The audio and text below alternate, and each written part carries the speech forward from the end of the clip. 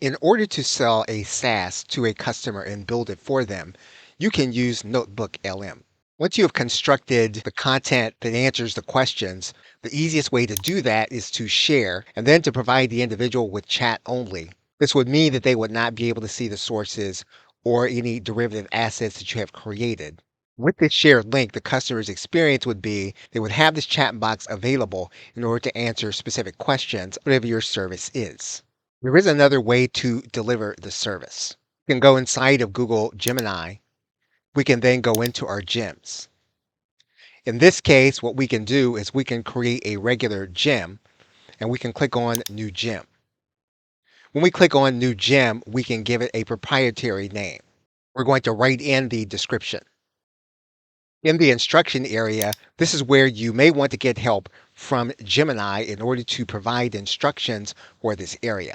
And to do that, what we're going to do is we're going to screenshot our gem.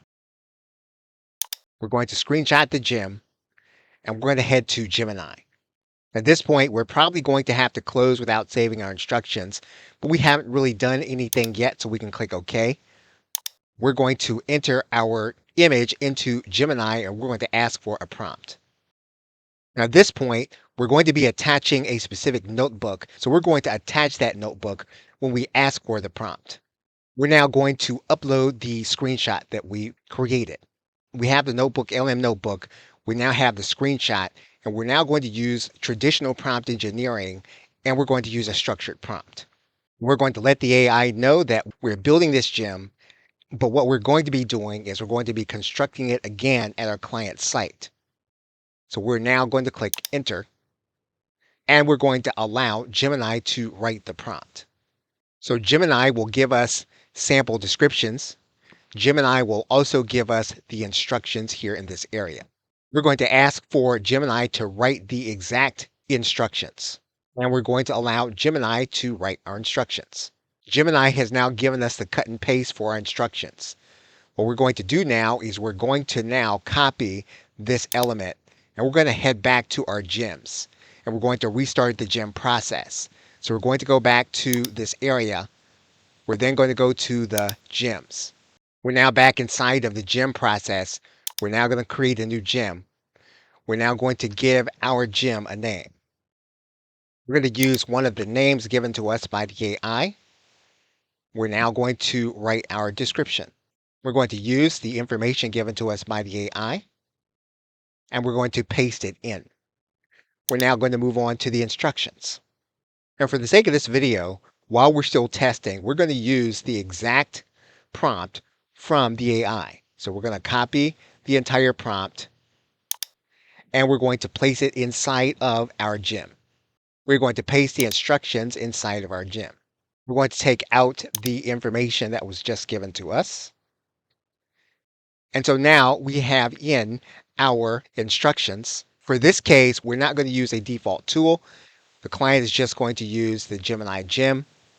What we're now going to do is we're going to attach the NotebookLM notebook. We're now going to attach the NotebookLM notebook. And we're going to attach the notebook. We're then going to click Add. What we are now going to do is we're now going to click Save. We can now start the chat. We're now going to click in and test the gem. And the gem opens inside of Gemini. We can now start with our query. And again, we're going to test with various scenarios. You want to find a scenario that's going to test the assumptions of the information that you are building. So this gem is going to walk the client through a specific process that we have outlined in our NotebookLM notebook.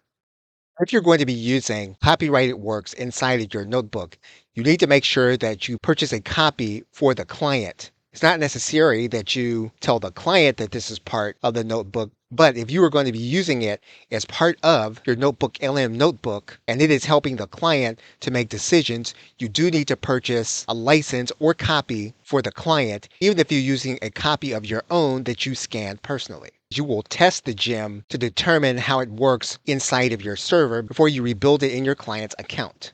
You will also want to test the effect of different tools. You will click on the Edit button. You can then choose a default tool other than no default. Depending on the purpose, You can use guided learning, Canvas, deep research, or no default.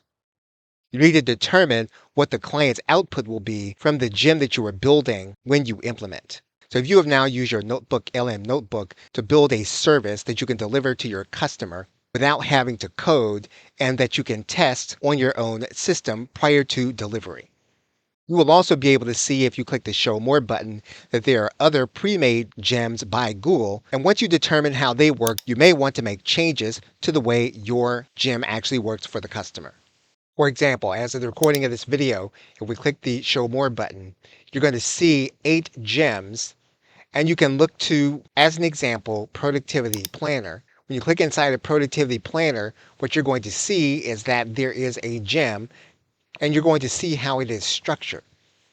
Once you have completed the entire process, you'll note that the client will have access to your NotebookLM notebook, and they will be able to see the sources that you are proprietarily putting together because that will be resident on their account when you build it. You may or may not want to take that option. And so what you may want to have is an option to share, but with a better user interface than just the chat only. You do have an option that instead of building on the client site, you can go to My Gems. You can then go to the Share button. Now, the Share button does take time in order to work. In the early stages of your gem, you may find that the gem is not shareable, especially when you're using a NotebookLM notebook. So you can give specific access to your client or clients. You can then decide on what kind of access you're going to give the client. In most cases, you're going to give the client viewing access. You're then going to send a message to the client. The link to the application is here. We're going to copy that link. We're then going to send the invitation to the individual that will be the client. And the client is going to get an email that they will then need to open in their Gemini account. So they will need to click on this button, and this is something that you're going to want to make sure that the client knows that they're going to get. We're now going to click Open. The client will then open the gem inside of their account. And the client can then begin using the gem as you instruct them. So depending on the nature of the actual SaaS, your client will then be able to interact with what you have created for them. And you'll be able to make adjustments on your end as they do. The two options, sharing the link with the client is the most proprietary because you do not have to share the notebook or how you constructed the notebook with the client by building it on their site. You can just give them the link and they can have access to your gem, and you can make changes to the gem as time goes forward to improve it. Okay, so that thanks, and I will see you in another video.